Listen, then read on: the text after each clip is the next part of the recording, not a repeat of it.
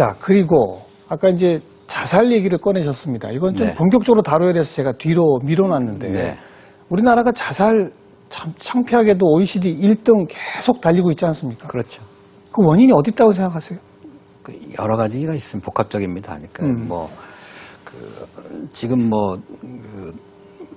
민주화 시대라 그러지만 대통령이 5년 바뀐 것이 6번째쯤 될 겁니다. 그죠? 예. 대통령이 5년 바뀐 것이 6번이니까 30년 가깝게 되는데 대통령 바뀐 것이 아니라 언론의 논조까지 바뀝니다. 그렇죠, 그렇죠. 교육 제도도 바뀝니다. 예.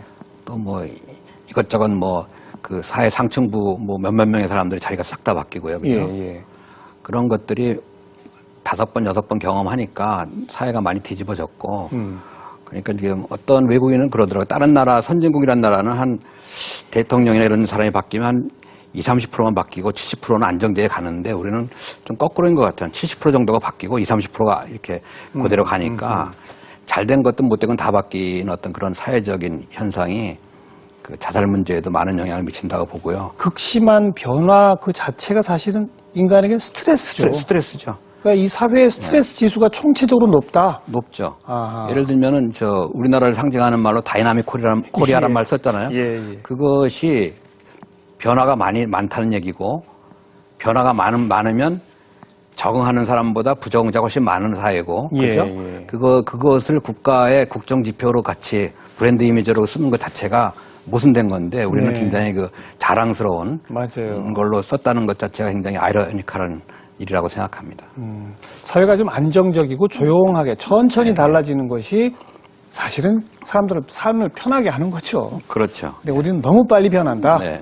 지금 냉정하게 봤을 때 그 자살률 1위가 된 게 10년인데 지금 이제 또 경제적인 IMF 위기 이런 것과도 다 관련이 있지 않겠습니까? 관련이 있습니다. 예. 97년 말 외환 위기가 찾아왔고 김대중 정부에서 이제 형식적으로 정치적으로 이제 외환 위기는 극복되었다고 하지만은 사실은 제가 대학에서 봤을 때 경제는 제가 잘 모르지만 97년 이후로 대학 졸업자들이 취직이 그 이전처럼 쉽게 된 적이 한 번도 없어요. 그러니까요. 앞으로도 없을 겁니다. 예. 그런 것들, 경제 불황의 장기화, 그런 다양한 사회 병리 현상, 또 금전 만능의 풍조, 여러 가지 그 사회 병리 현상이 굉장히 많이 점점 늘어나고 있어요. 아직 복지 체계는 잘 안 돼 있고. 그렇죠. 예. 그러니까 어떤 그런 사회 병리 현상으로 자살 문제에 접근을 할 수가 있죠, 충분히.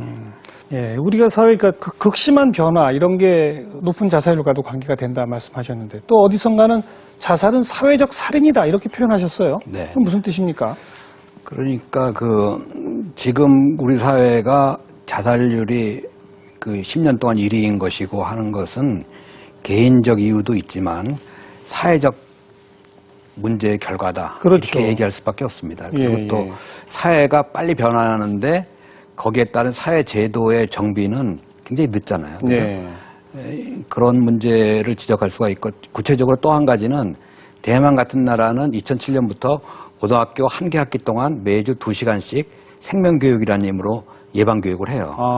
우리도 거긴 자살률이 10만 명당 15명 수준이고 우리는 약 28명, 29명이니까 2배가 차이 나지 않습니까? 예. 그런 것도 학교 교육으로 생명교육을 중학교든 고등학교든 1시간이든 2시간이든 이런 식으로 넣는 것, 그런 제도화하는 것도 많이 부족하고 또 한 가지 말씀드리고 싶은 거는 자살률 1위가 된 지 10년이 됐지만 국가 자살 예방 정책은 과연 뭐가 있느냐. 제가 10년 동안 지켜봤는데 없다고 보는 게 좋습니다.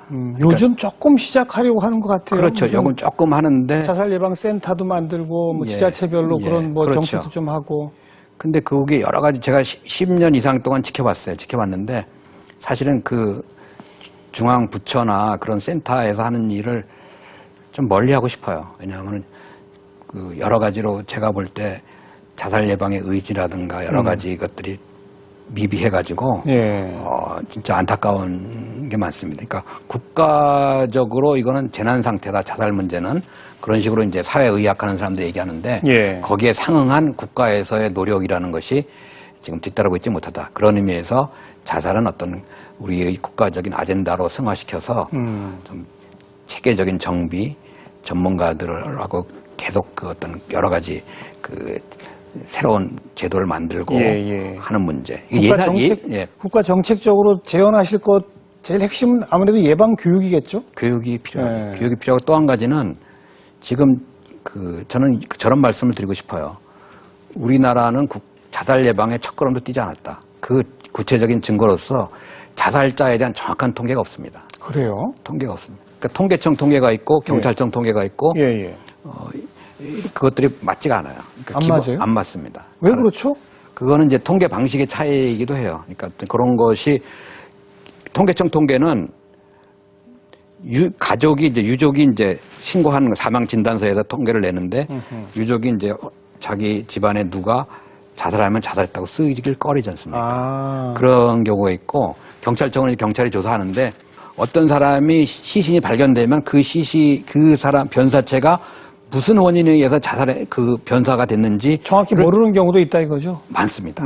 그러면 지금 통계청 통계도 경찰청 통계보다도 더 많을 수 있다는 얘기죠? 훨씬 많죠. 많죠. 그러니까 변사체는 그냥 뭐 불상이라고 처리해버리면 경찰 그건 모르는 거예요. 자살인지 뭔지. 알겠습니다. 그런 사례들이 엄청 많아요. 우리 이제 뭐 노인 자살 참 높고요. 네, 또 청소년 자살도 높고 네. 뭐 세대별로도 좀 전반적으로 높은데 네. 혹시 교수님께서 좀 주목하는 무슨 그런 세대별 연령별 어떤 자살 문제가 있습니까? 우리 사회는 지금 자살자 숫자로 보면은 60대 이후의 노인 자살들이 굉장히 심각합니다. 다른 예. 나라하고 비교될 수도 없을 정도로 많고 예. 최근에서는 조금씩 이제 관심 갖고 조금 이제 상승 커브가 좀 이제 낮아졌다는 보도는 나왔는데 그것을 자살을 더 많이 낮추기 위해서는 노인분들의 독거노인이라든가 이런 어떤 그런 분들의 자살 그런 문제를 낮추기 위한 노력을 국가적으로 사회적으로 더 많이 해야 된다고 봅니다. 예. 가장 심각한 노인 자살 문제 예. 여기부터 손을 대기 시작하자. 예, 그렇습니다. 알겠습니다.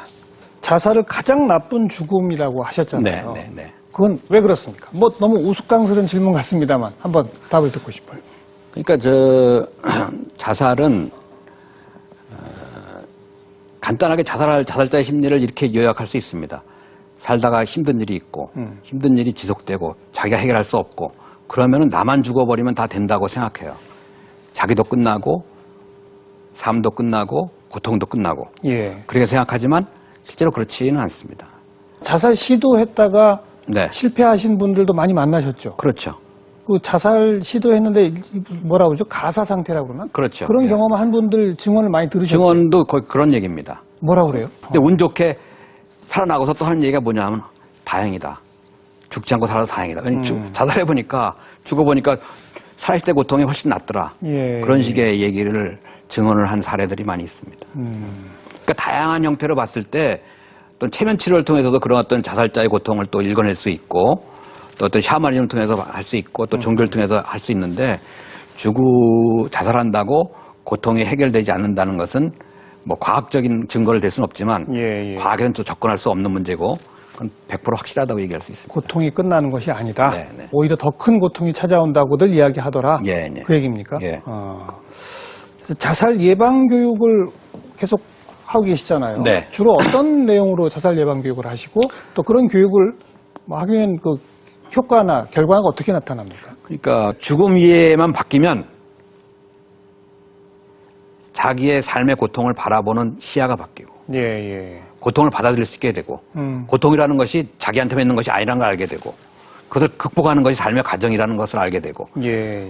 교수도 그런 과정을 겪었고 20대 학생들도 마찬가지로 그런 과정을 겪는 것이 삶이라는 것을 가르쳐 주니까 바뀌는 겁니다. 죽음에 대해서 매일 생각한다. 혹시 이 방송 보시는 분들, 그거 좀 너무 칙칙한 거 아니야? 이렇게 좀 거부감 느끼실 수 있을 것 같은데, 그런 분들한테 한 말씀 주신다면요. 근데 저는 그렇게 묻고 싶어요.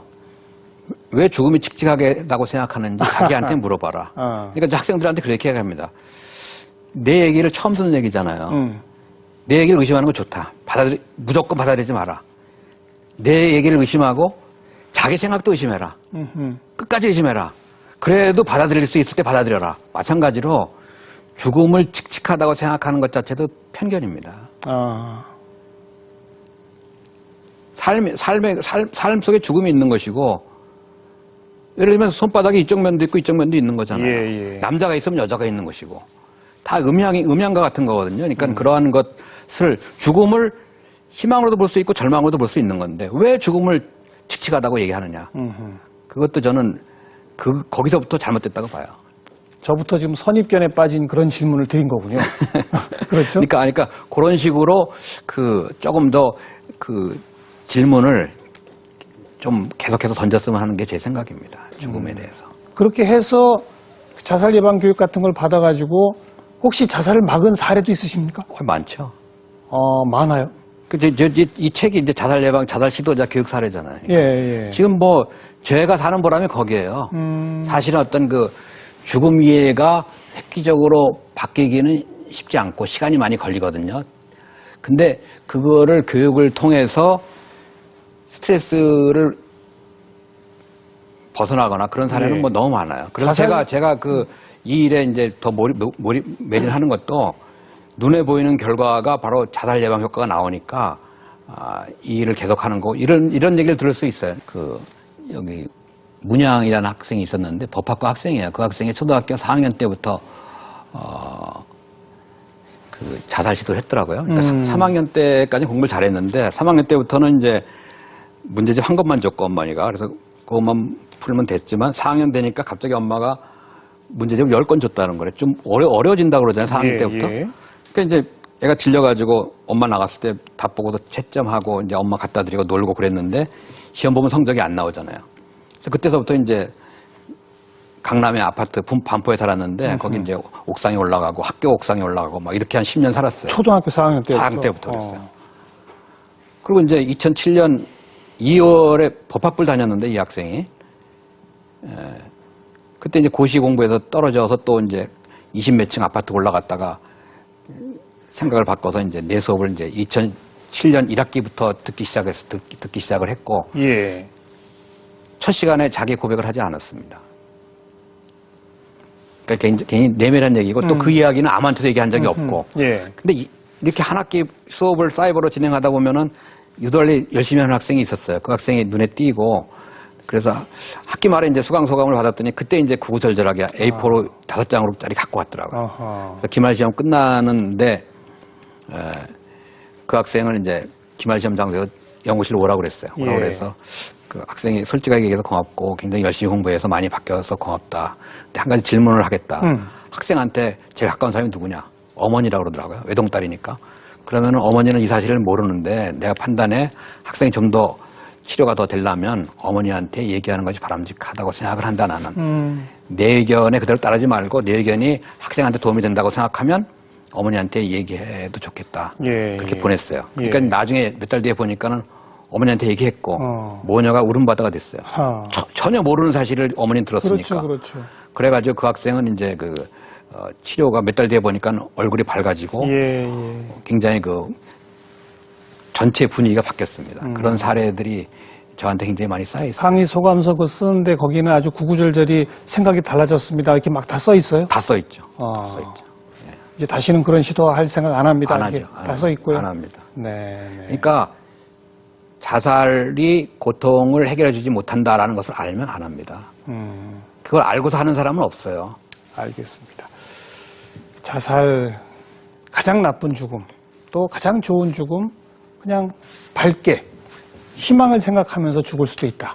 네. 법정 스님께서 이런 말씀했죠. 죽음이 언제 어디서 우리 이름을 부를지라도 내 하고 선뜻 일어설 준비만은 되어 있어야 한다. 네, 네. 법정 스님의 죽음에 대해서 어떻게 생각하세요? 글쎄 아름다운 마무리 사례로서 말씀드릴 수 있죠. 근데 그 법정 스님이 죽기 하루 전에 이런 말 했어요. 자기 소원은 사람들에게 패끼치지 않고 화장불 장작, 다비장 장작도로 올라간다. 이런 말을 했어요. 근데 그 말을 왜 했겠습니까? 그분은 죽음이라는 것은 끝이 아니고 육신의 옷을 벗는 것이고 육신의 옷을 벗을 때가 됐고 그분이 유서에도 썼죠. 시간과 공간을 버릴 때가 됐다. 그걸 알고서 또 죽음이 끝이 아니라는 것을 알고서 다비장의 낡은 옷은 태우는 것이 좋겠다. 이런 말씀을 마지막으로 남기고 떠나신 거죠. 그런 분들의 마지막 모습을 지금 잠깐 다시 생각하다 보니까요. 네. 잘 죽는 것이 잘 사는 것이다라고 주장하시잖아요. 네. 잘 사는 분들이, 정말 잘 사는 분들이 잘 죽는 것 같아요. 그렇죠. 말을 바꿔 말해요. 그렇게 되는 겁니다. 그러니까 그 기준을 세속적, 네. 육체적, 경제적 그런 관점에서 잘 살고 잘 죽는 것을 보면 안 된다는 거예요. 그렇죠, 그렇죠. 그것이 중요한 겁니다. 그러니까 예. 왜 웰빙을 오래 몇십 년 동안 했는데 우리 사회는 왜 삶의 질이나 죽음의 질이 안 좋습니까? 그거를 경제적, 과학적, 물질적, 육체적으로만 보기 때문에 그런 겁니다. 죽음에 대해 진정 다시 생각해 볼 때 네. 깨달음도 온다. 그렇죠. 그래서 삶의 방식도 예. 달라진다. 예, 예, 아둥바둥 뭐 그냥 돈에 끌려서 뭐 네. 권력에 끌려서 예. 그렇게 살지 않게 된다. 그런 말씀이시고 그렇습니다. 또 그렇게 살아가다 보면 밝게 죽을 수 있다. 그렇죠. 예. 그겁니다. 예. 예. 그러니까 어떤 그 세속적인 삶의 방식을 바꾸는 계기를 세속적 울타리 안에서만 얘기해가지고는 쉽지 않아요. 네, 네. 죽음을 집어넣고, 집어넣었을 때 웰빙과 웰다잉을 함께 볼 때 우리 사회는 삶의 질도 올라가고 죽음의 질도 올라가고 지금 우리 사회 문제점 중에 하나가 바로 삶의 마지막 10년이 불행하고 예, 예. 삶의 질이 불행한 거잖아요. 그렇죠. 그러니까 그것을 크게 바뀔 수 있는 계기가 바로 죽음에서 찾을 수 있다는 거 말씀드릴 수 있습니다. 정면으로 거기에 대해 질문 던져라. 그 그렇죠. 말씀입니다. 예, 예, 예. 예. 뭔가 이 큰 방망이로 한 대 딱 맞은 것 같은 그런 느낌도 좀 듭니다. 생각 한 번씩 해봐야 되겠다. 네. 이런 느낌이 드는군요. 예, 네. 오늘 교수님 나와주셔서 고맙습니다. 예, 예, 감사합니다. 네. 죽음으로써 삶이 완성된다. 이런 말도 있습니다. 한번 정면 승부를 죽음에 대해서 질문 던져보시는 건 어떨까요? 이배솔해석 여기서 마치겠습니다. 다음 주 다시 뵙죠. 안녕히 계세요.